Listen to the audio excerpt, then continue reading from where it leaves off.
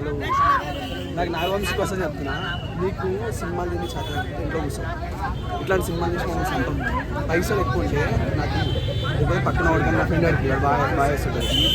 దాని సినిమాలు చూసి మమ్మల్ని ఒక్కటి ఎంత నువ్వు చేసే సినిమాలకు సంబంధం ఉంది అసలు. 3 గంటలు నాకు 500 ఇంటూ 5 హెడ్డేక్ ఒకటి తక్కువ. సెకండ్ హాఫ్ లాగ్ రెండో అజ్ఞాతవాసి రాజమౌళి గారి నెంబర్ దగ్గరికి వెళ్ళిపోతాం. అదే రాజమౌళి దగ్గరికి వెళ్తాను, ఆయన చాలా గోట్ కాడికి వెళ్ళలేదు. ఫస్ట్ హాఫ్ రన్ కూడా రాదు, నిజంగా ఎక్కడ ఫస్ట్ డే రన్ వస్తుంది. బాబుతో తప్పలేదు, బాబు బాగా యాక్ట్ చేస్తాడు, నేను ఒప్పుకున్నాను, బాగా యాక్ట్ చేస్తాడు. త్రివిక్రమ్ అంజలేదు అంటే మ్యాజిక్ కనిపించలేదా త్రివిక్రమ్? మ్యాజిక్ అని కాదు, సంథింగ్ మిస్సింగ్. జనాలని బాగా గ్రాండెడ్గా తీసుకున్నారు. ఏది చూసినా సరే స్టార్ హీరో ఉంటే ఒక పాట, ఒక కామెడీ సీన్, ఒక ఫైట్, రైటింగ్ పరంగా బాగాలేదంటారా? ఎవ్రీథింగ్ అండి, ఎవ్రీథింగ్ కూడా గ్రాంటెడ్, వెరీ గ్రాంటెడ్గా తీసేసుకున్నారు. త్రివిక్రమ్ అండ్ ఆయన సినిమా చాలా బాగుంది. పెద్ద హీరోని పెట్టేసి నార్మల్ తీసేసి చూడాలి, ఇంకా సినిమా చూడాలి. అట్లా ఇష్టం వచ్చినట్టుగా స్టోరీ ఎక్కడికి వెళ్తుందో తెలియదు, ఎందుకు వెళ్తుందో తెలియదు, క్లైమాక్స్ ఏందో తెలియదు. అదంతా ఎందుకు? ఇప్పుడు మీరు నెక్స్ట్ టైం నువ్వు దయచేసి పవన్ కళ్యాణ్ తోటి మహేష్ బాబు సినిమా తీయొద్దు అంతే. మహేష్ బాబు వాటికి 3 సార్లు చూడండి, కానీ త్రివిక్రమ్ పేరు ఎత్తదు, త్రివిక్రమ్ పేరు వద్దు, తమన్ పేరు ఎత్తవద్దు. ఆ ఫుల్ ఫ్రస్ట్రేషన్లో ఉన్నామన్నమాట.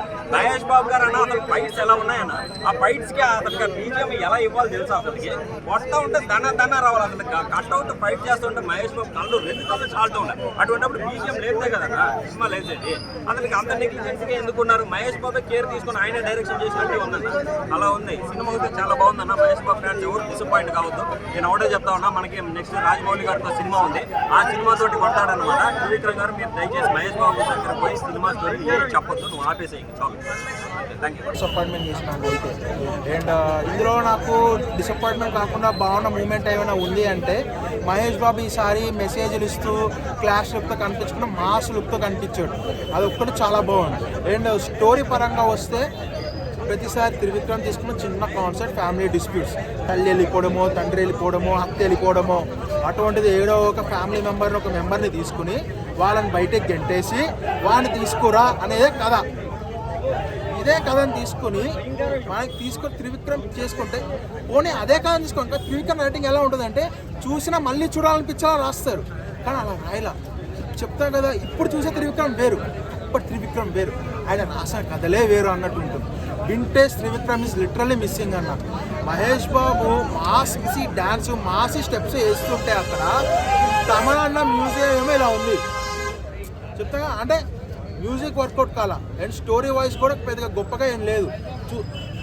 ఫ్రాంక్గా పాజిటివ్ చెప్పాలి అంటే సినిమాని కథని మర్చిపోయి కాసేపు వెళ్ళి మహేష్ బాబుని చూసి వచ్చేయండి అన్న, అదొక్కడే. సినిమా మొత్తంలో పాజిటివ్ ఒక్కడే, మహేష్ బాబు యాక్టింగ్, ఆయన డాన్స్, అంతే.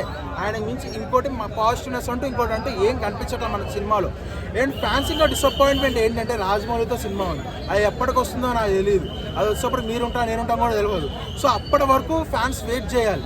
సో దాని బదులు ఒక మంచి సినిమా చూద్దాము అనే కోరికని త్రివిక్రమ్ వల్ల కరెక్ట్గా ఫుల్ఫిల్ చేయలేకపోయాడు, ఒక్క డిసప్పాయింట్మెంట్ అయితే వాళ్ళకు ఉంటుంది. ఎక్కువ బోర్ కొడతా, సెకండ్ హాఫ్ ఎక్కువ బోర్ కొడతా, సినిమా మొత్తం బోర్.